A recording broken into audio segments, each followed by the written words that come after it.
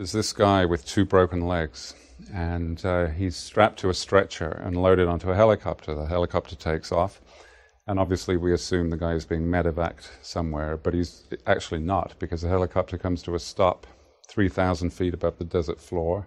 They open the door and throw the guy out to his death. That's how the book starts. And then chapter 2, it turns out that the guy that was just killed used to work with Reacher in the army. And another of his old unit mates gets hold of Reacher, gives him the bad news, and says, I want you to do something about this. And Reacher, of course, says, well, you bet I'll do something about it. You don't throw my friends out of helicopters and live to tell the tale. And the woman says, no, I want you to do something else. I want you to put the old unit back together. And that's the theme of the book. It's a reunion book. They get back together to avenge the death of their friend. First problem is they can't find any of the others. So it starts from there. The voice you just heard there was that of Lee Child speaking about his book Bad Luck and Trouble. Bad Luck and Trouble by Lee Child, or Reacher Season 2, exclusive to Amazon and many dodgy streaming sticks, is Jack Reacher, the 20-stone, 7-foot, slightly autistic vagabond, and he's back. He's back with this roller coaster of a story where the Grim Reaper seems to have a season pass. The story kicks off with Jack's old military buddy Carl France, one of the two, kicking the bucket, which sets off a chain reaction of their other pals, Manuel Orozco and Jorge Sanchez, also deciding to check out permanently. The 110th Special Investigations Unit, which includes Jack, Francis Neagley, David O'Donnell, Carla Dixon, who are like the Scooby-Doo gang if Scooby and Shaggy were like train killers and very, very fuckable. In the story, they decide to play detective and find out who's been playing whack-a-mole with their mates. It's like a high school reunion, only instead of bad dance music and awkward conversations, there's like murder and very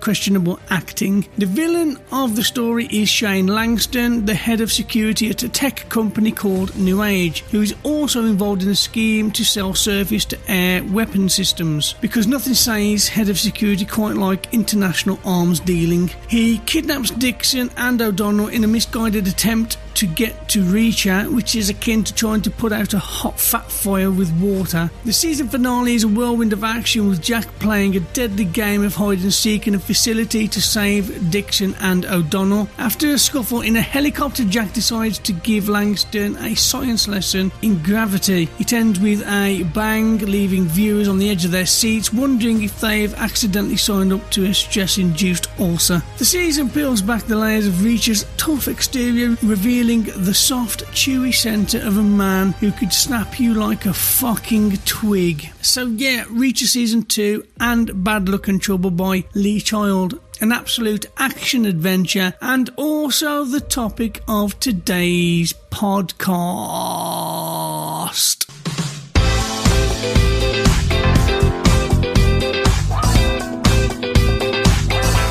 Hello and welcome to the Adapted to Screen podcast, coming to you live from the A2S Comedy Bar and Club in downtown Birmingham. I am Richie. I'm Phil. And I'm Steve. And this week we will be covering the book Bad Luck and Trouble by Lee Child, and we'll be putting it up against the Reacher Season 2 on Amazon Prime, The Reacher Season 2 on Amazon Prime. So we'll be discussing that. The Adapted to Screen podcast is a entertaining podcast where we take a book and maybe a pamphlet or some sort of text and put it up against its on-screen counterpart, whether that be a TV series, which it is this week, or a film. So yeah, that's what we're doing. We're doing those two things. And joining me, Phil, how are you? Yes, Richie the Body, I am well. Thank you very much for asking. How the devil are you? I'm good.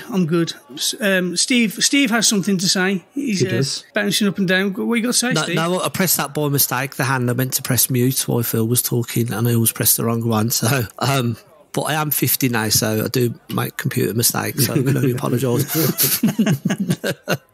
So, Bad Luck and Trouble and Reacher Season 2. Phil, how was your journey? I enjoyed the book, always do, with Lee Child's books. I've got the showed you earlier on, Richard, and I show Steve. I got the most recent Reacher there, which I was just telling Richie, Steve, I haven't been able to read that yet because I've been reading Harry Potter. I've been reading, what is it, the bloody Christmas Carol, The Wanderers, this. So actual enjoyment reading is out the window at the moment, but I enjoyed almost all aspects of the TV series except for probably the last episode, which was dog shit, but we'll talk about that later. I mean, you're not really selling the podcast. It's like, well, I'm having to do these fucking books. I don't really want to. I've got other books that I'd like to read. No. It might be worth us trying to find books that we enjoy for the podcast. No, right, it's not that, is it? Right, sorry. I'm sorry that of course, because you're listening to an entertaining podcast, everyone. No, all I'm saying is I've got 2 books that I've got to read, right, that I want to read,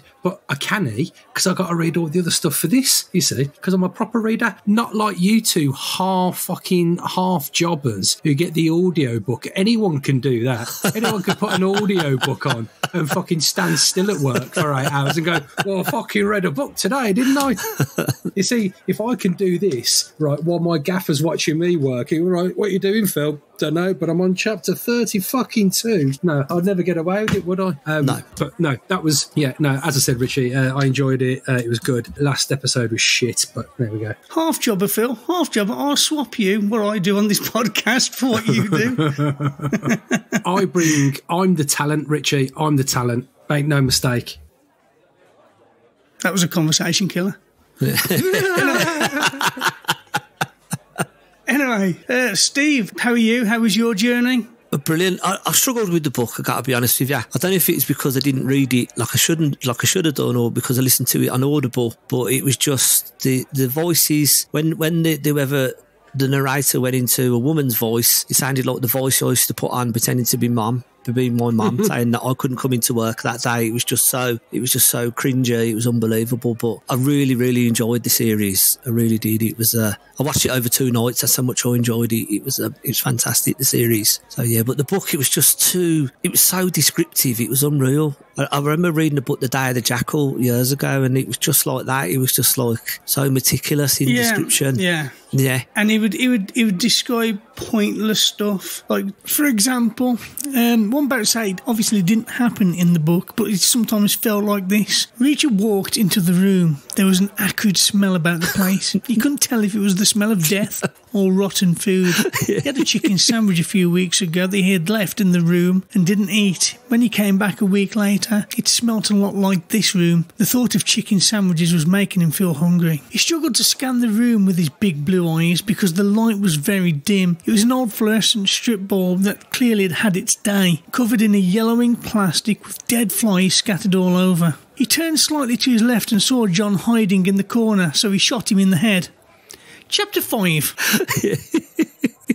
Yeah, but I think I'd said to Steve, though, that's what you get on an audio book, isn't it? Whereas if you're reading it, that information's probably there, but it doesn't really, it makes no difference because you've read that in 5 seconds. You haven't had to hear some bloke go, we'll give you that description in audio form, if you know what I mean. And it's when you read a book, you read it in your own voice. It's sort of like when you listen to Audible, you're listening to it in someone else's. Imagine reading a book in your two's voices. Oh my God, people would be like, chapter 1, I can't finish it.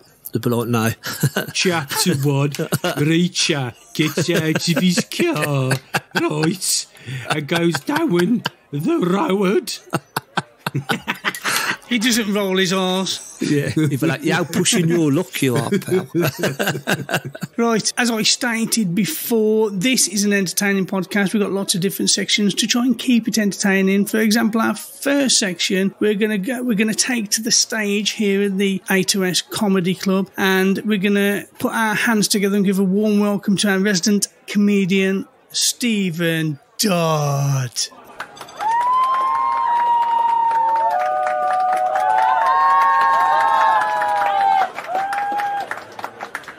Okay. Evening, everybody. Welcome to the A2S Comedy Club. My name's Steve Dodd, your resident comedian. Jack Reacher, what a man. His parents decided to call him Reacher because he came from a family of Oompa Loompas and was the only one in the family who could change a light bulb. As you all know, you big Reacher fans. His famous catchphrase is, "I'm the man with no address," which is why Giacomo could never deliver his clothes. Every time Reacher buys new clothes, he throws his old ones in the trash, the American word for bin, within that store, except in Primark, where he just puts them back on the rack for resale. The author, Lee Child, was asked to write about the seedy world of British crime, corruption and media manipulation. His book, The Conservative Years, 2010 to 2024, is out next month.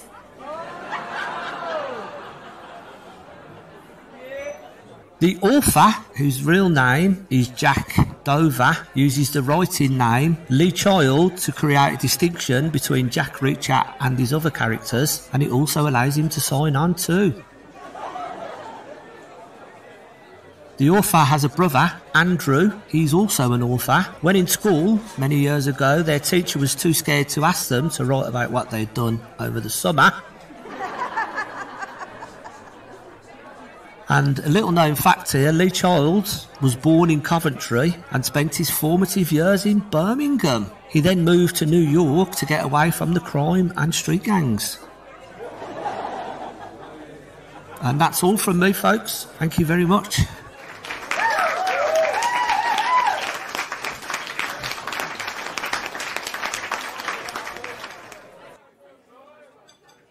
And that's all we have from Stephen Dodd and his comedy section. Thank you very much for that, Steve. So we're going to move, well, we would move into Author's Bump, Richie. But we can move into Author's Bump. I do have it next on the list. No, but it's just that we've done Author's Bump for Lee Child before, haven't we? Because we've obviously go and listen to a previous episode. Yeah, we covered, was it One Shot? The book, One Shot, and the first movie. Although, if you like, I have one slight fact for you on Author's Bump, was that Francis Neagley, the character Francis Neagley, is actually a real person. The aforementioned person, Francis Neagley, won a Boucheron charity auction to have her character named in the book, and she won. And that's where the name Francis Neagley comes from. That is a fun fact. And speaking of fun facts... Hard Body's really informative and interesting fun facts. Yes, that's right. Unfortunately, I think Phil's fun fact might beat all of mine. So my fun facts this week. My first one is Reacher. I mean, for those who are fans of Reacher, you'll know that he's a vagabond. He's kind of like a modern-day gypsy.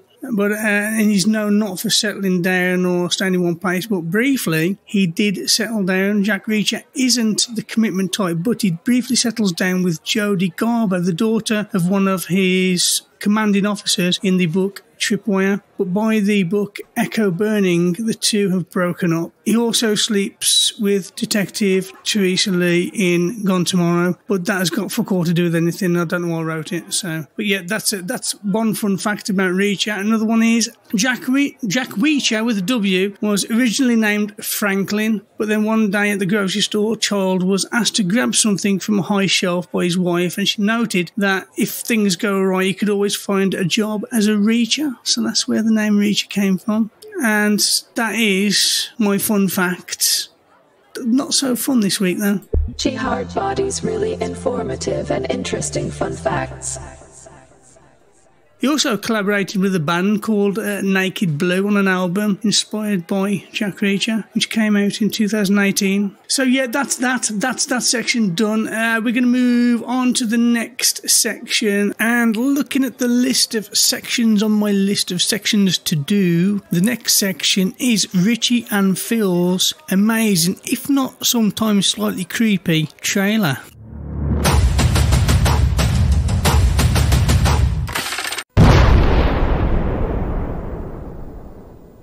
So we're going to move on to our next section, and the next section, for all you fans who already know what's happening, is the rapey trailer section. I'm not supposed to call it that. Phil doesn't like it. It's the. You said that you wasn't gonna start calling it rapey trailer anymore. That you were going to say like fun trailers and not something to do with sexual assault. This is the sexual assault trailer where me and Phil make a trailer for the film or series or book or whatever that we're talking about. My favourite part. I'm going to play mine because Phil hasn't got one at the moment, and hopefully by the time it's finished, Phil might have something. We'll have to wait and see. So, yeah, here is my trailer for Reacher. In a world where danger lurks around every corner, one man stands tall. Like really fucking tall. Jack Reacher is back, and this time, he's taking on his toughest challenge yet, a security guard in a factory. When a member of his elite group of Army Special Investigators is murdered, Reacher is pulled from his vagabond life by a coded message that makes no fucking sense at all. He and some of his former military cohorts reunite to investigate and soon realize the case is bigger than they ever could have imagined. But as they get closer to the truth, they find themselves in the crosshairs of a powerful enemy. Again, just a security guard in a factory. With explosions, gunfire, and high-speed chases, Reacher Season 2 promises to be an action-packed thrill ride that will keep you on the edge of your seat. So that's my trailer. Phil, did you come up with something during that now? Yes. I like the way that, Richard, that you say your trailer, when what you've done, you found somebody else's work and then just played it and gone, this is mine. No, Phil, I would like to... I did that, all of that. I put that all together. Okay. That's my material. Sorry, I do apologise. That's my material, and I used an AI voice, so fuck you really hard. You see, right, that's the problem with AI, isn't it? The problem with AI, you could never tell who's doing what, and I know that you love your bit of AI. What happened to Kylie? Yeah, but she didn't fit with what we was doing. No, she was a bitch. Yes, I have found, Richie, I have found somebody else's words, and I will use them in a voice styled on somebody else's voice. However, it shall be me doing it. Here we go. Are you ready?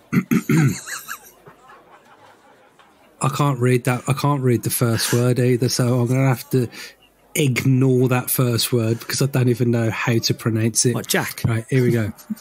No, didn't I tell you, listeners, this was an entertaining podcast? Didn't I tell you this is entertainment at its finest? This is the most entertaining thing anyone has ever been entertained for. Right, here we go. Former military police Jack Reacher. Fuck, I'll start that again, shall I? Because we love that voice. I just fucking missed the word out. Former military policeman Jack Reacher solves crimes and metes out his own brand of street justice. That's it. Yep. That's all I've got. Straight to the point. Interesting fact that AI was actually invented in the Black Country because somebody once said, I'm going to put something together and use a different voice, AI, and that's where it came from. And in Black Country, and I'll get my code. It'd be a lot funnier if you did it with the accent, Steve. AI, but this isn't a proper Black Country accent. To be fair, though, anybody outside of Birmingham in the Black Country will pick up on the slight accent he has anyway. Yeah, AI. Right. AI, down. God damn. Down, how Oh, Wick. I've been doing all Wick. Jack Reacher. Cool, coming round here. I'm leaving all this and I can't be asked to edit it. It's coming round here, that Jack Reacher. Oh, just kicking down and doors. Block switch Bob, better watch out. Right, so, fucking hell. A bit of random bump. We're going to move on to the differences, which is basically what the podcast is all about in the beginning. It's kind of spoiled into something else now. But yeah, we're going to move on to the differences. First, we're going to go into the cast. And Phil, you usually have the cast list, and we'll talk about the differences between the cast in the book and the film, or the characters in the book and the film. Is this a new section we're doing, Richie, which you've smuggled in there? because we did this in the Harry Potter episode, but we've never done the differences between the cast before, have we? Is this a new thing we're doing? Between the characters in the book and the film? Or the series? Yeah, we always did it, but we kind of bungled it all into one thing. So we'll do the differences between the cast and then the differences between the story. All right then. So we've got Alan Ritchson as Jack Reacher. We have Maria Sten as Frances Neagley. Malcolm Goodwin makes an episode appearance as Oscar Finley, and I really don't know what the point in that was. Carla Dixon is played by Serinda Swan. Serinda Swan. With Sean Seapos as David O'Donnell. Also, T1000 Robert Patrick, as Langston, along with that big fat Italian meathead as the copper who gets shot and never talked about ever again. What's his name? Dominic Lombardozzi. I loved him in Ray Donovan. He played exactly the same part. Also Tulsa King. Yeah. Yes. So, the characters in the book and the series. Phil, starting with you, what did you think? Did you think that the book matched up with the series? What, the characters you mean, yeah? Or have we moved on again? No, okay, God, I was just checking. Well, I'm used to the Reacher that we see now, because obviously it's in season 1. They're very happy with the Reacher, except for, seeing as we're here on the difference, this Reacher, the TV Reacher, right, he knows how to do things, right, the book Reacher is fucking thick as fuck, right, when it comes to, and I'll just clarify that with technology. The book Reacher doesn't know what an iPhone looks like, doesn't know what an app is, doesn't know what a tablet is. He thinks a tablet's a fucking paracetamol, right? In the TV series, that geezer's fucking swiping left, he's up in and down, and he's like Mission Impossible in with tablets and phones. He doesn't know how to do any of that shit, nor does he want to, but he does for the TV. So that's disappointing, really. If you're going to have it, just have it. He doesn't need to do it, but okay, fair enough. I think Neagley is probably the most close character correct-wise, but it's very easy if you've just got some hard, smart woman who doesn't like being touched. Very easy to act that way, isn't it? And not fuck it up. And I'll go from there for now. I'll pass the floor to Steve. Yeah, to be fair, I got that confused in the book that I didn't really match the characters up. I'd say Robert Patrick was probably the most believable for me as the baddie, but the others are sort of... I got lost, and when that man was doing two women's voices in the book, I sort of got lost with what woman was what woman. I was like, who's who? Yeah, so yeah.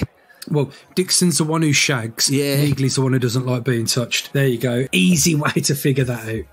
I might be wrong, we didn't get the flashback bits in the book, did we? No, that's another thing that sort of threw me as well with the characters. Well, it's because you don't need them, do you? Really? No, not particularly. No. I suppose really this is probably this is tempting people that probably haven't read the book. To be fair, so but I thought Robert Patrick played an excellent baddie, and he was great. Yeah, but apart from that, it's hard for me to because it was the first Reacher book I'd listened to. It's hard for me to sort of judge the characters on the TV to the book, to be fair. Unfortunately, you won't be able to do it in any other books. I don't think they'll turn up. It's very rare that Reacher does, or Lee Child does a story where Reacher is in a group of people. It's usually Reacher on his own. But as far as the characters go, I always pictured Reacher from the book as being more in his 50s, with like scars on his face, a bit more rough. Whereas in the series,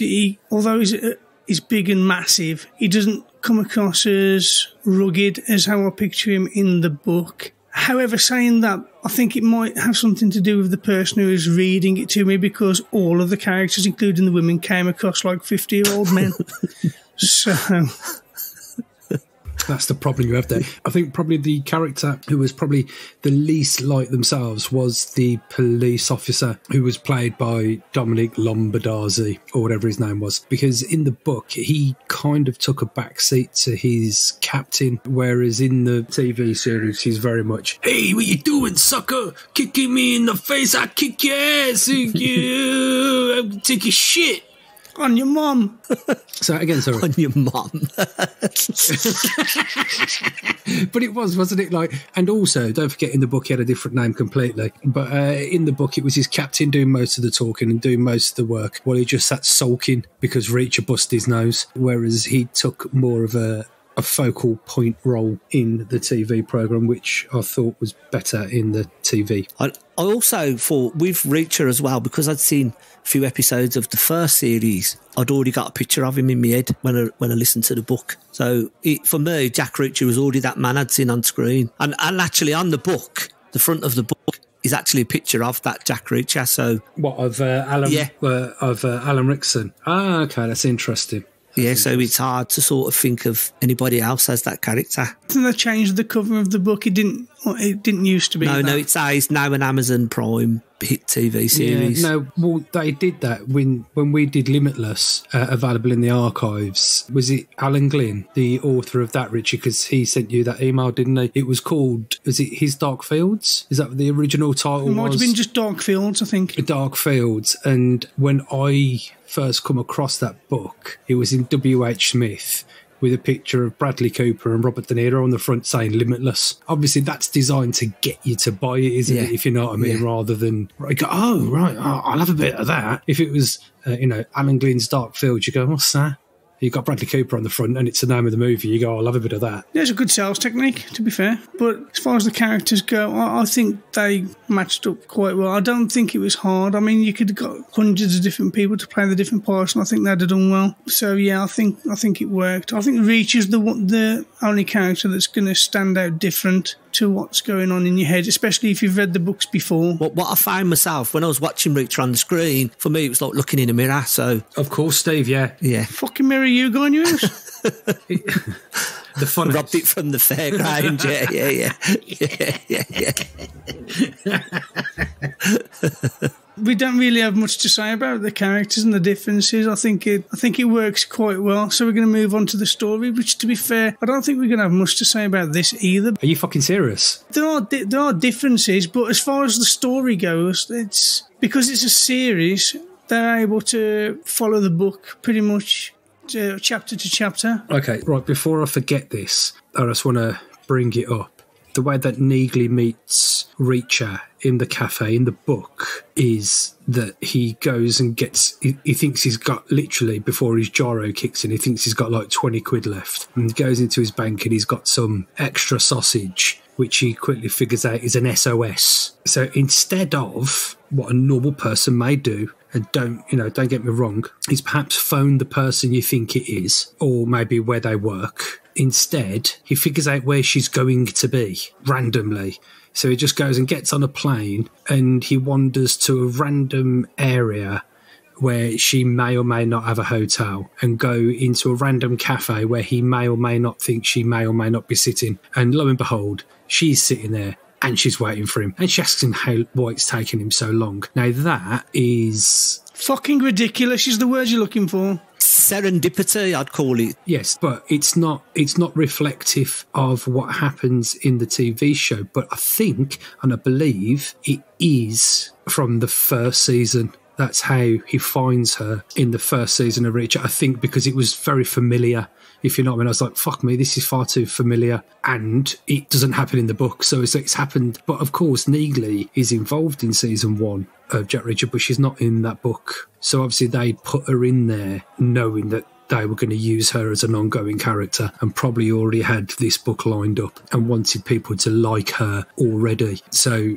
that's them playing about with books and TV programs and putting, but yeah, it's not the only most ridiculous thing. The carjacking as well at the beginning, I don't remember that being in the book either. No, it wasn't. But what you need, though, Steve, in a Reacher film, just like in a Sylvester Stallone film or an Arnold Schwarzenegger film, you need Reacher to beat somebody up instantaneously. Like, basically, you need him to go to the jumble sale, buy his trampy second-hand clothes, and fucking... because he's either going to chin someone or he has chinned someone, and he needs fresh clobber.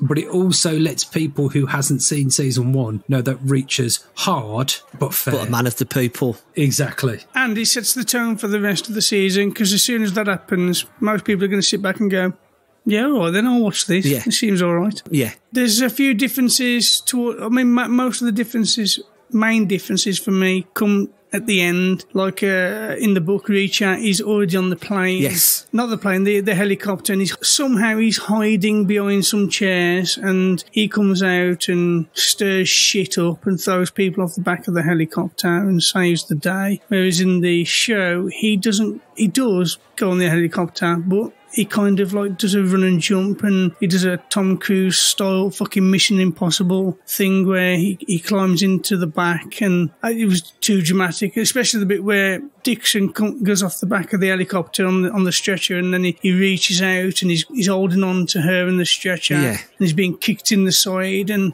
it was too much for me. That was. I mean, I know it's an action thing and it's not real, but you know, it was just. I don't know, it was just too much. No, I gave up at that point, actually. Yeah. And she managed to get out of the stretcher while hanging out of the helicopter, but didn't manage to do it while she was in the helicopter. Or in the warehouse as well, the offices, yeah. Yeah, she'd had plenty of fucking time to do it, but waited until she was hanging out of a fucking helicopter. Yeah. For me, those are the most disappointing differences. I do prefer the ending in the book. And what I like in the series, it does get a bit of a beating from now and again. He gets more of a beating in the series than I think he does in the book. On that helicopter, he got kicked to fuck. But in the book, it's just like, got me gunshot him. Yeah, there's not really any suspense surrounding Reacher in the books. You know he's going to do well. There's no on the edge of your chair, squeaky bum time situations in the book, because he seems to just plough through every situation in the books. Yeah, but no, going back to the differences, things like, and I've always wondered why, things like when Reacher needs a little bit of money, whether it be, and it's mostly in the book, he'll batter someone and just rob them, right? Which is actually like a really serious crime in the UK. Like if you beat someone up, if you're in a fight and you beat someone up, then okay, fair enough. If you're the instigator, it's either GBH or it's a fray or whatever it might be. But if you rob the person afterwards, fuck me, they come down hard on you, right? There's a new charge added, so aggravated robbery or something, which sounds a lot worse than what it really is. But Reacher does, and some of the times, if he hasn't got anyone to beat up to take money off, and he only beats up people who start on him, by the way, you've got to make it clear, unless you're a drug dealer, and in which case Reacher's going to rob you regardless. And in the book, when he robs the drug dealer for fucking pittance, let's face it, about 800 fucking quid, right? It was actually, he was on his own, he was in a car, and he watches where the drug dealers do their little drug deal, and he drives up really fast, skids the car, swings the door open, knocks the geezer clean out, takes all of his gear and drives off, which then he's consequenced later in the book when him and O'Donnell are walking and they spot Reacher, who's not hard to spot, and jump out to get their money back and a bit of their street cred until they're beaten up and stabbed by O'Donnell and Reacher in the House of a Fortune Teller, where like, I mean, swear to God, it's completely unnecessary. Yeah. But I think like in the TV show, it was probably a little bit more believable. Just roll up and chin the geezers, take the stuff off them, take the guns off them, and sayonara, see you later, and not to be seen again.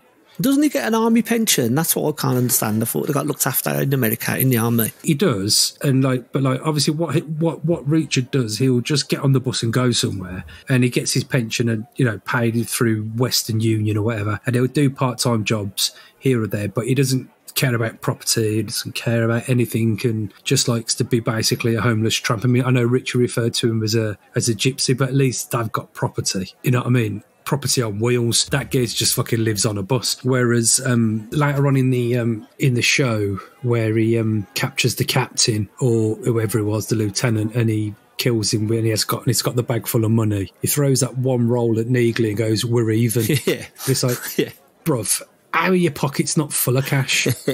You know what I mean? Like, please tell me you took some fucking cash. But you didn't. And he didn't, because at the end, and that's what, oh, fuck's sake, right, this is what fucking pisses me right off. Not only about Reacher, but about people in general in fucking TVs and movies. So they've killed this Langston, they've killed this fucking Alan Mason, Alexander McQueen, fucking Assad Mahmoud, whatever his name is. They've got all the rockets, right? Everyone's safe. Everyone who needed to live has lived, right? He's got millions in bearer bombs. Needley, don't worry, your dad's looked after. I haven't brought him a new house or a bigger house, but his shitty little flat he lives in, he's got round-the-clock care now.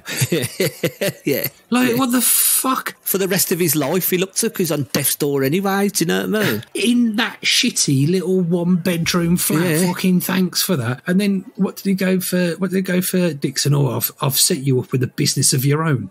Well, that's fucking more than what Neagley got, right? Is it just because she's fucking spreading them for you? Yeah. And then he goes to O'Donoghue. Oh, I've got a trust for your kids. All right, well, okay, that's nice of you. Actually, that's probably better than everyone else's stuff. Oh, what'd you get for yourself? I get a toothbrush. Yeah. You're like, mate, seriously, I know that you're a tramp and you don't care about things, but you know what's good? You know what is good, right? If you've got millions of pounds at your disposal, right, put some in your bank account. And then you can do what the fuck you want forever and not have to fucking worry. Oh, it fucking winds me up so much. Yeah, I mean, and the whole vagabond thing, he doesn't like to have property, just a toothbrush. I mean, sorry, I don't care who the fuck you am. A bag ain't going to hurt. A carry-around bag isn't going to hurt. You can stick some soap in there. Deodorant. You can stick your toothbrush in there. Yeah, deodorant. Because he probably fucking stinks. Because he's always up in a hotel, is he? So, some days, some weeks, he might be like slumming it. So the cunt probably stinks. And just get a bag, just get a rucksack. You just sling it over your back. It's not going to take up too much space. No. Also, that is another difference between the book and the film. In the film, Reacher takes control of the money and distributes it, whereas in the book, Neagley takes the money, distributes it, and he gets, I think it's 150 grand or something like that in his bank account. That's and he right. states, this is the most amount of money I've ever had. So hopefully he goes out and gets himself an Adidas bag, as they say in America. And in thrift stores and charity shops, they'd never have clothes that fucking big, apart from the Heart Foundation, right? Because I've been in them shops, right? And I've been in them shops, and they've never ever got my size. He's probably the same size as me. Obviously, he's muscle, mine's fat. But you can't just go, I'll have that and that, just pick it off the rack in 2 seconds. That's a load of bollocks, that is. I'm telling you. No, it's true. But to be fair, though, Steve, there are a lot of people in America who are a lot. I mean, what's the most popular size in a charity shop? It's really medium and large over here. Fucking medium to Americans. What's that? Like a kids sign that. 3 to 5 year olds. Yeah, I keep forgetting it's in America. Yeah. I mean, bloody hell, in the UK, it'd be what, like a triple XL? Triple XL, yeah. Yeah, he'd be fucked if he went into Primark. Yeah. All day long. I haven't made my mind up whether O'Donnell was a lot more tougher in the book than he was in the TV programme. I liked his character in the TV programme. He was sort of like Jack the Lad originally. Now he's a real family man. What I want to know is how O'Donnell and Dixon got caught so easily in the TV show. They're just, it's the T-1000 here. Got your friends. Yeah. Like, how the fuck you manage that? Yeah. Like, didn't they see you coming? Was he bumming her at the time? Just like, how did you get him at the hotel? Yeah, they weren't even fucking looking, and they didn't fire a shot, and now they're going to die. Yeah, considering they've been on the guard all the way through the series and kicked the fuck out of absolutely every single person. The only person that could have captured them from that hotel was Reacher himself. Exactly. Or Chuck Norris, and I didn't see his name in the credits. I think the difference is negligible. You've got to make some changes when you're adapting something to screen. So I think they've just made it so it's a bit more exhilarating for the screen, I think. Oh, just want to point one thing out to our trusty listeners. There's a scene where the terrorist chappie, Alan Mason, is like in a toilet, and he comes out of his toilet towards his car, and there's a copper who's like looking in his car with a torch and all that, and she wants to give him a ticket because he's got an air freshener in his car. Right. A fucking air freshener. Right. And unfortunately, right, this geezer, the terrorist chap, Alan Mason, whatever his name is, he doesn't want any aggro. He doesn't want to have to burn one of his IDs. He doesn't want her to check his ID because she'll find out that geezer's fucking dead. And he has no option, right? But to kill her. To be fair, she had it fucking coming. She's giving him a ticket for having a fucking air freshener. Magic tree. Right, okay. So I was just going to say that, Richard. I was going to say, for everybody out there in a job where you might have to report things, if it's as benign as an air freshener, right, get yourself a life and potentially keep your life. Okay, because kicking off about, I mean, that was ridiculous. I was like, what is the fucking point? This doesn't even need to be in the book. It doesn't need to be in the book. It doesn't need to be in the movie. It doesn't need to be anything. This is, I'm sorry, sir, I gotta write you up for your air freshener. But nobody's seen the Garfield she had stuck to the back windscreen. That was her main concern. She was like pissed off. Can't have you driving round the streets of Portland with a fresh car now, can I? She might have been like a new recruit, you know, somebody who gets a new job and that them always trying to prove themselves and keep the numbers up. But can you imagine her walking back into the office that day and saying to her boss, I'll be with you in a minute, I've just got to write up this report, I've just made a bust. And the boss saying, oh, that's amazing, you know, you're quite new. What was it? Was it a carjacking, an armed robbery, a murder? Oh, no. Much worse. The cunt had an air freshener in his car, just hanging there in plain sight like a flaccid dick for everyone to see. I mean, the fucking nerve of it. I mean, did he really think he could get away with it? And let me tell you, when we finished with him, he did not come out smelling like roses. We've got him in the cells now, beating 7 shades of shit out of him. He won't be doing it again anytime soon.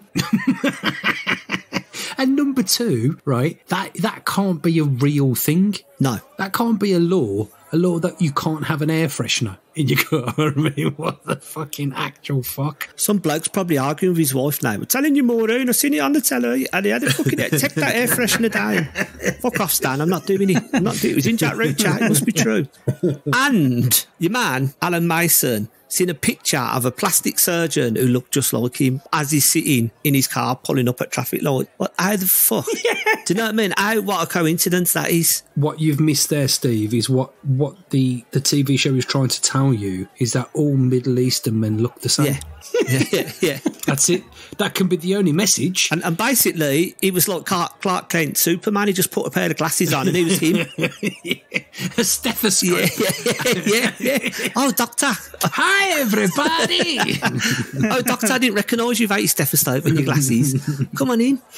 Yeah. Fuck's sake. So what we're saying is the difference is negligible, but the actual plots and the actual things that happen within the book and the film most of the time are absolutely fucking ridiculous. Yes, but still enjoyable. This is the thing, it's still enjoyable. I was hooked on it. It's because it's so stupid, because it's so bad. It's like a car crash. You don't want to look, but you can't help yourself. I think the best way that I can describe the book and the TV series is, you know, like if you go on to say Google Maps, let's say tomorrow I'm going to Scotland for the week. So on Google Maps, I've gone from my house to where my first appointment is. So that's the way you go, right? You go from A to B, but you always get like an option of a C or a D. So the book is from A to B, and the TV series is the C.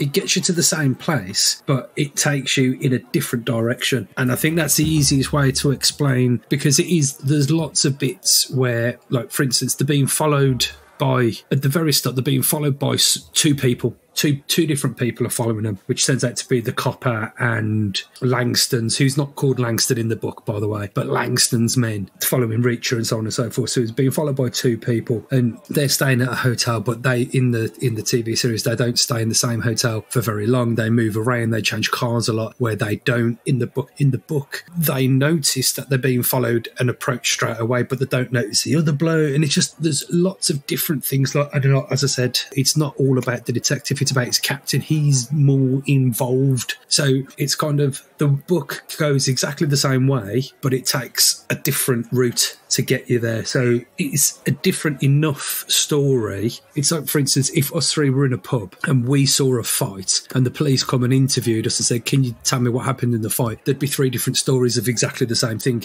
because we all see things differently. But that's all it was. It was, the book takes you on a different route to the finish than what the TV show did. And another thing is, when bad guys meet, this is in every film, they always meet under a motorway bridge, right, all the time. When he got his fake passports and slit that bloke's throat throat and stabbed the other one in the TV series. Yeah. Why don't they dress as motorway engineers? Because they're always under the fucking motorway bridges and they're always on the motorway. Why don't they all arrange to meet and go and meet you, but dress in a high-vis jacket and a hard hat? Could you imagine meeting on the Queensway tunnels, the A30?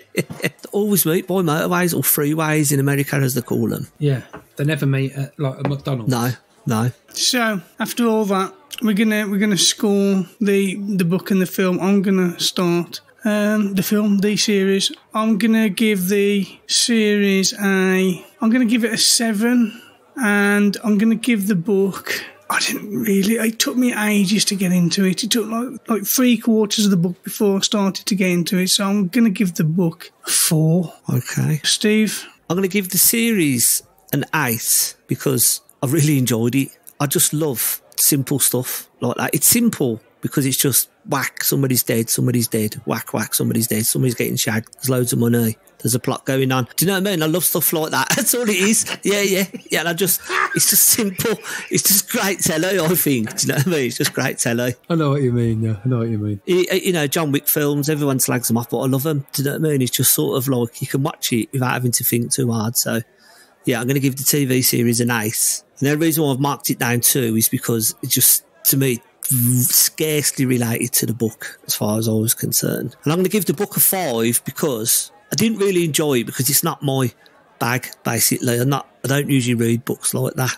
And for me to mark it any lower, I can't judge someone who's as good as Lee Childs, who's obviously sold hundreds of millions of books. So for me, it was sort of, and if I'd have read it, I probably would have given it a high score, but I listened to it. So I'm probably giving it a harsher score because whoever read that book just really fucking done me head in, to be honest with you. So, yeah. Oh, good. I'll give the TV series, give it a 7. I didn't think it was good as series 1. I think they made the end when he's climbed up in the helicopter at 150 miles an hour. Just like, no, it's ridiculous. It's completely ridiculous and not something Reacher would have done. An actual Reacher, if he couldn't have made it to the helicopter, would have shot the helicopter out of the sky and hoped that they would have survived on the landing. So that's no, but because it wasn't that far in the air, so just shoot the tail, shoot the rotor, and it just falls back a little bit, and you're all good. Reacher in the book wouldn't have gone, oh, I've got a good idea. I'm going to hold on to a helicopter going at 150 miles an hour, and not only that, find some magic holes in the helicopter where I could just walk around until they open the back door, and I can climb in to fight. No, 7. The book I'll give a 7 to as well, and I just want to make you two aware, because the listeners probably would all be aware, that Lee Child's brother has been co-writing the last 2 or 3 books, probably 4 books, because Lee Grant's going to be quitting and he's going to be passing it on to his brother to do. So they're collaborating at the moment, and I've got to say the last 2 books have been absolutely shit. So I don't hold anything ready for The Secret. I'm a chapter and a half in. Sounds okay, but the last 2 have just been right shit, so we'll see. So a 7 and a 7, I think I'll give. Awesome. Okay, so yeah, would I recommend it? No. If you've got nothing else to watch, it's easy watching. You don't have to think much about it. So yeah, if you want something with a bit of action that's easy to watch, you can just put it in the background and not think much about it. Then again, saying that, with all the fucking maths in it, fuck me. Honest to God. Anyway, but I'm not even going to get into that. Fuck me, that did my head in. They could have found a part for Carol Vorderman in there somewhere. Do you know what I mean? That's fuck easily, yeah. Neagly could have been done by Carol Vorderman. Yeah. Or fucking Rachel Riley. Rachel Riley could have done, she could have done Carla Dixon's part. Yeah. Anyway, so yeah, we're going to move on from that into the next part, which is we're going to do our remake, £100 million remake. And again, I'm going to start by saying, once they offered me the script, I would turn it away and say, no, I don't want to make it. I won't make this. I won't remake it. I don't want nothing to do with it, because it means I'd have to read the fucking book again, and I want to keep it as far away from it as possible. So I wouldn't remake this. Phil? Well, it's difficult to remake when they only released the last episode 2 days ago. So it's not like we've covered something from 40 years ago. We've covered something that was only released 2 days ago. So look, the cast was fine. The story was fine. The baddies were fine. Yeah, like you can't really remake anything, can you? And although to preempt anything, I don't have a soundtrack either. I wouldn't really remake it. I can't think of anybody. See, I'm not that much into the character and who they are and what they do. So it's sort of like, for me, it was just like I said, bang bang, shag shag, action. Do you know what I mean? So I really wouldn't pick anybody else. You know what I've watched recently that's better than this? Rabbit Hole. Yes, brilliant Sutherland. series. Yeah, that's nice. And yesterday I watched the first episode of the new Quantum Leap, which also was probably better than Reacher, which is saying something. I don't know. Is it? Who knows? So that's our opinions on the book and the film. Have you read the book and watched the series? If you have, feel free to get in contact with us. Tell us what you thought. Were we wrong in our estimations of the book and the series? What did you think different? Let us know on our Facebook group. We've got a Facebook group. Do we? Anyway, we're just typing out adapted. Yeah, we do, yeah. Fucking sweet. So you can join up there and you can engage with us. That would be much fun. Yeah, you can get us there then, and on Twitter. We're on Twitter as well, aren't we? And on email. You can email us at adapted2screen at gmail.com. Yeah, or Twitter, or room everywhere. You can find us. Let us just speak to us. We like to engage with our listeners. We do. So our final section before we round up and read out a few comments is our mini game show section. Ah, yes. Our quiz. Our entertaining game. Yeah. Richie won last time, the Harry Potter one. So Richie's currently one up in the series. I've not answered a single question correctly. So, yeah. No surprise there. Right. I'm gonna add something to the game for now, because last time people were just banging out answers, getting them wrong until they got one right. So if you get an answer wrong, you get a point deducted. Ooh. A point deducted. Steve, hang on. Steve would be on -5. I know, yeah. Exactly. So this time it's going to be completely different. This way, if you don't know the answer, probably don't chime in. I don't want to be a part of your wanky fucking game show. Fucking shit rules. It's just me and you, Steve. Ooh. Can I have Phil's points then from last week? Yeah, fuck it. Yeah. Right, I'm going to go first, and my mouse isn't working. Oh, there we are. So I'm going to go first. I've got 3 questions. Probably about magic spells again. We've got the Harry Potter film, and you just come at us with magic spells. So yeah, thanks for that. For that fucking tarot reader part in the book. Yeah. What card was she pulling out? Oh, anyway. Quizmaster Richie the Body. So my first question, what is the name of the town where Reacher season... I've got, what is the name of the town where Reacher season 1 is set? Margrave. Thank you. 1-0. That'll do. Fuck. No, I can't, no, because Steve hasn't done season 1. I've done a few episodes, so that's fair enough. He's on the character as well. So okay. I should research these things. Well, you shouldn't, because it's supposed to be based on season 2. Well, you're the one who's just answered the question.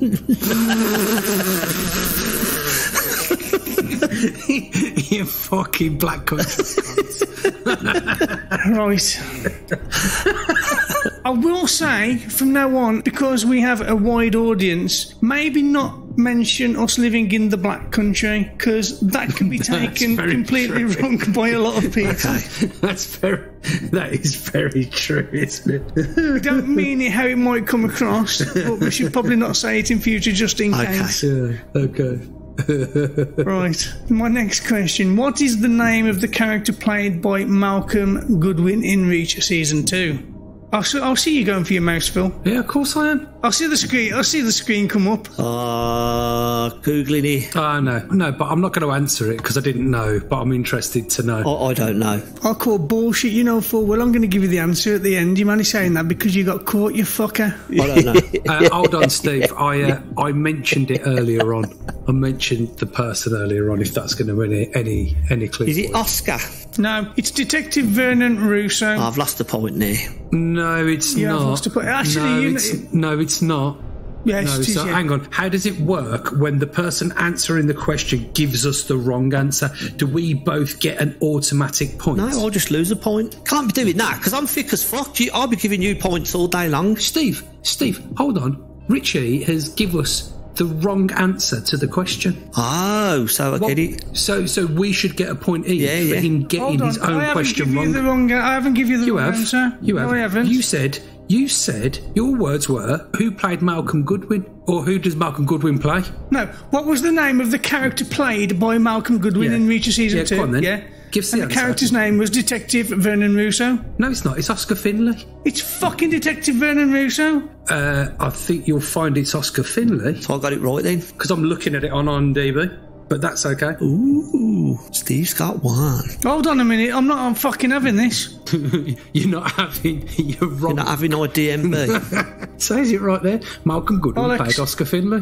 No, I'm not having this. This is bullshit. Don't be coming to me with fucking wrong answers to your own questions. Yes, Oscar After Finlay disqualify- was played by Malcolm Goodwin. Just disqualify Richie now from the quiz. He's got no points. No, disqualify fucking ChatGPT, the cunt. Oh, so we're at the mercy of AI. That's just great, isn't So it? you used AI rather than your own So they're answer. taking over the world in 20 years, but now you're just you're just letting them take over now, aren't you? You know what I mean? He loves a bit of AI, Richie. But you know what though, Steve? Like when AI becomes like valuable, like he'll be like they're pulling all the strings like fucking Geppetto. He'll be the Geppetto of the AI world. Only go and fucking we took the piss out of him because it wouldn't fucking work for him and give him wrong answers. Okay, well we're gonna discard that. No, I question. got the answer right. I said Oscar, so I'm having a No, point. it's a point each. It's a point for me and it's a point for Steve because your answer was incorrect. No, you can't just add yourself a point because you don't like the fact that Steve's got one. You can. Yeah, because you got it wrong.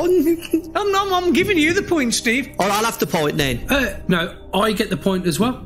I get a point as well because you gave. No, because you never got the question right, You Phil. didn't fucking get the answer right. No, but you never guessed it. I'm not answering the question, you are. No, right. I should get a point because Rich is a failure. That's really Right. what we're looking at here. This is what we're looking at. This is bullshit. You're the I'll bullshit. tell you what I'll do, because it was my mistake. Steve gets the point on that one, and I lose a point for Excellent. myself. Right, I'll have that. Okay, then. Hang on. Richie didn't get a point in the first place. Richie's on -1. How are he you? can't. He's asking the How are you? questions. You're on -1. Phil's got one, and I've got one. Fucking hell. Yeah. Sorry. We've answered 2 questions of a quiz. I know, yeah. And fucking you have fucking don't even know what's going I'm on. about to extend another hour of the show to do it.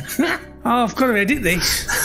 Fuck me. My next question. Reacher received a coded message in the form of a cash deposit. How much was deposited into his account? I think I know this. I know, yeah. I'm waiting for you to go first. $1,010. No, so close. Okay, was it 1,080? No, it was 1,030. However, I need to check just to be fucking sure now. I would Malcolm Goodwin. Fuck me. We're on 0. Me and Phil's back on 0 now. No. Yeah, we lose a don't- point because we didn't get it right. Well, you see, this is bullshit because otherwise we're just not going to answer any questions and then we're just going to keep quiet. Yeah, let's just forget that losing a point for getting it wrong. Yeah, just carry on. Oh, then yeah. It was 1,030. I was right. Was it 130? Because no, I don't. Yes, trust. it was. Yes, it was. Yes. What source have you used? Fucking Google. Is that any better? Go on, then I'll allow it. Right. I've got -1 though because I fucked up on my question. You have. So is it my turn now to ask the questions? Go on, Steve. Quizmaster resident comedian Stephen Dodd. Where was the character Jack Reacher born? New York. I think it was. Right, okay. So, because basically, I think the rule is we should have one guess only. Yes. That's really what we're saying, isn't it? So, Yes. was it in France? Beirut? No, you've had 2 guesses now. It was Berlin. Berlin. I knew it. You see, it was the B. It was the Beirut Berlin thing. It was the B. On what? This is about the author Lee Childs. On what date every book he's wrote? What date does he start writing the book? It's the anniversary of the first one that he wrote when he first started writing the first one. Okay, so it can work out you can work out how long does it take him to write a book. Because the exact date. You want the fucking exact... He writes it on exact date. Every book that he writes How about the closest one gets a point? All right, the closest one gets a point, yeah. Okay, right, yeah, okay then. Right, I will go with the 11th of May. Okay. I will go with the 10th of May.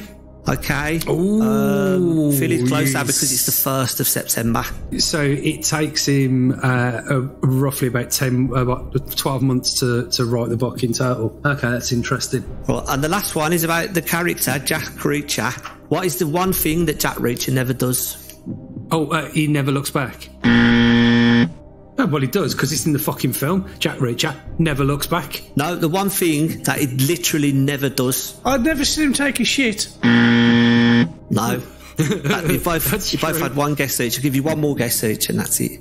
Okay, something that he never does. No, hang on. There's loads of things he doesn't do, like fucking pay counts. We all do it. Well, Richie's right. Take a shit. We've never seen him do that. No, but he probably does, doesn't he? Shave. We've never seen him shave. Well, he does, because he hasn't got a full-on beard. No, he doesn't go to the gym.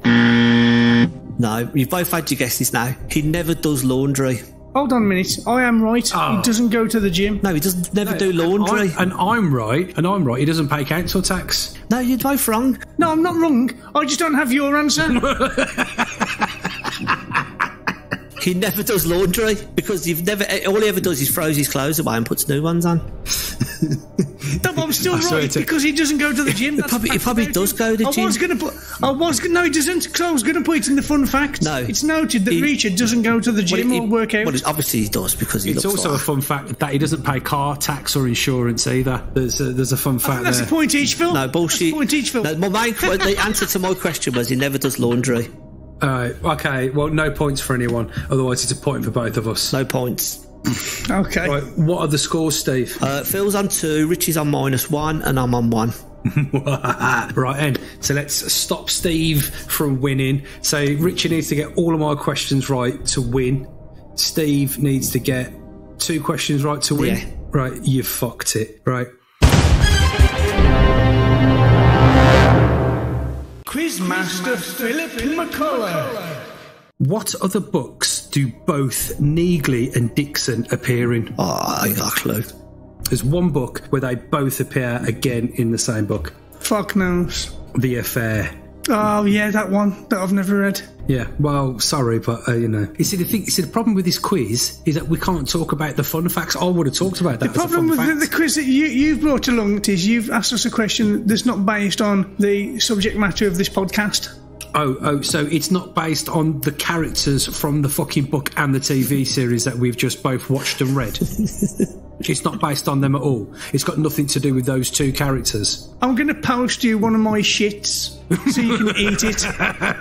Because you know I'm right, don't you? Yeah, you know I'm right. Okay. Next question. Okay, which other Reacher character is mentioned in the TV show who does not appear in the book or the TV show? So there are 2 characters mentioned that were either in the movies or in the previous series, and they did not feature at all in this series, but were mentioned. I don't know. I ain't got a clue. Okay, so it was Detective Roscoe was mentioned, the one from Series 1 in Margrave, and the shooter John Barr was mentioned as well. O'Donnell mentions it to Reacher and he goes, yeah, I saw him not long ago, because Bad Luck and Trouble is book number 11, One Shot is book number 9. See, Phil's got a clear strategy here. He hopes to get all of our questions correct, and then he brings his own questions that he knows for a fact we can't answer. So this is his way of making sure he wins. Right, okay. So let's just say that's true. When Steve asked us earlier on, did you pick up on the Sarah Connor reference? And I said no. Considering Terminator 2 is my second favourite film of all time, and I didn't pick up on that reference, that could have been in the quiz question. Yes, I wish I'd have kept it in the quiz question. But it fucking wasn't. Yeah, but it fucking wasn't, was it? Okay, and that would have been my fault for not getting it, would it? Huh? But these are relevant in the fucking TV show. Okay, I'm starting to resent this section of the show. Oh, well, it was your idea. You're right there, magic man. at no point have I said, oh, Reacher goes and buys a t-shirt from the fucking charity shop. What label is in the t-shirt? I didn't do that. Right, that's wanky. I'm asking questions that are there for everyone to see. Through to the loom, do I get a point? No. The final question I have, right, is when they've got the woman and the daughter and they're trying to find somewhere safe to send her when they're all in the hotel and they've killed all the fucking moody geezers, the cop has been killed, and they're in the hotel and they're asking, where can we send these to? What city did they send them to? Boston. Close. Boston. It begins with a B. Brooklyn. You can't go again. That's the worst place to send someone. But also, he's got it wrong twice, Richie, so to get you up now to 0 points, a city beginning with B. That bullshit, I don't care. I've lost anyway. I know what it is now. Go on then, Steve. Buffalo. It was Buffalo indeed, yes. Yeah, but I can't have it because I've already had 2 guesses, so... So that bell tells me it's the end of the game. Thank fuck for that. And at the end of that game, the score are as follows, Steve. In the series, in this quiz, Phil has 2, Richie has 0, and Steve has 1. So Phil is this week's winner. So he's levelled it up 1-1 in the series. Champion.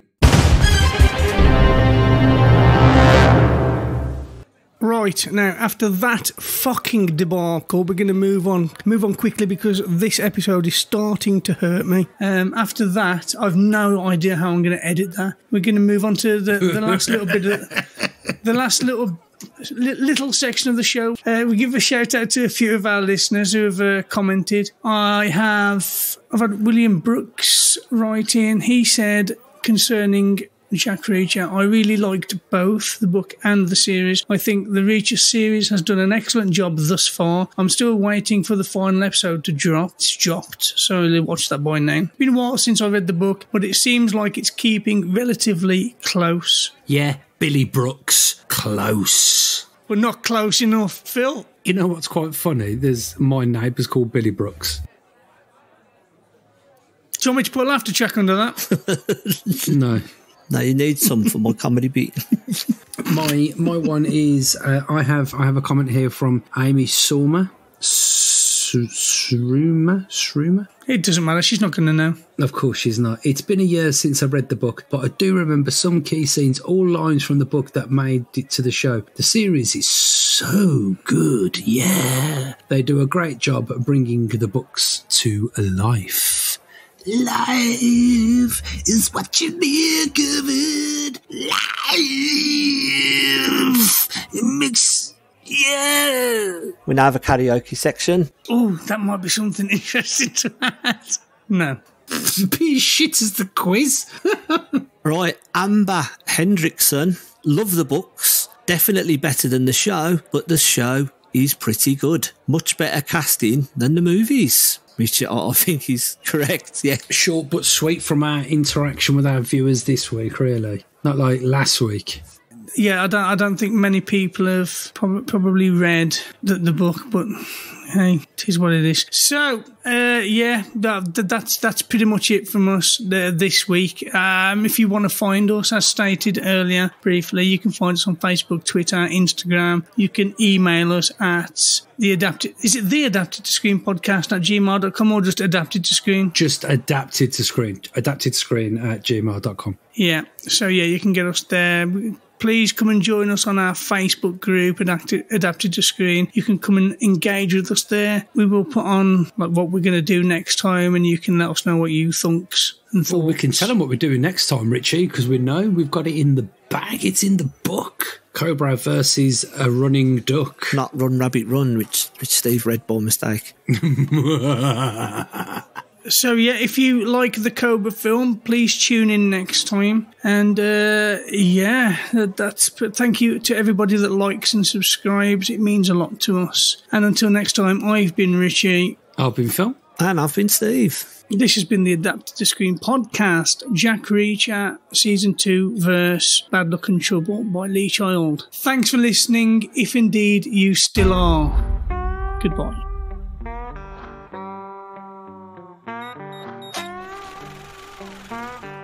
been carjacked, right? Don't turn around. This won't take long.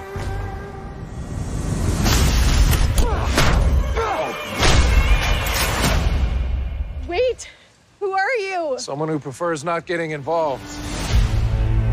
You refer to these special investigators as your team, your soldiers, even your friends. You do not mess with the special investigators! And now they're all in trouble.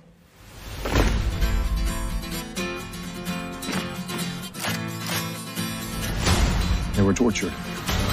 They dumped them from a helicopter. And they're coming after us. Good.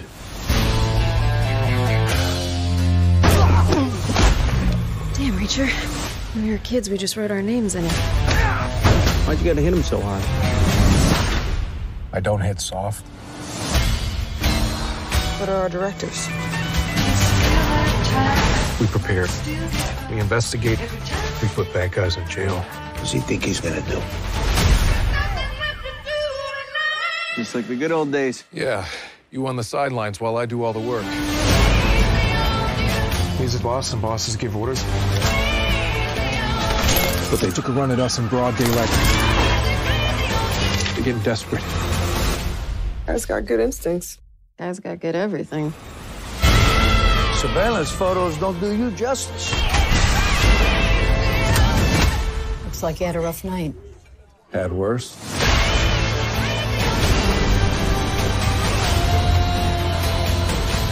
Need a new jacket.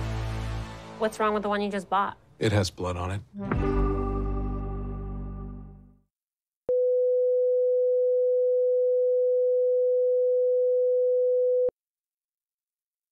Whereas, really? Mate, no. Whoa. Ask him about Rachel, what he thought of it. Well, Dad, I think the characters were just weren't up to standard, to be honest with you. They had no Big Bird. No. They had no The Count. There was no Cookie Monster. Fucking fuming. Oh my God, this is hilarious. Happens every time as well. Oh, God. Now leave me alone.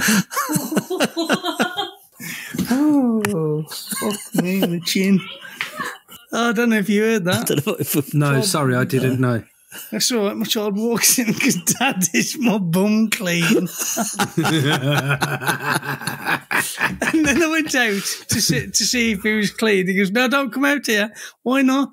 He goes, don't come out here, because of the stairs. Because we mean, he goes, I've dropped all of the Pringles down the stairs. There's just fucking Pringles everywhere.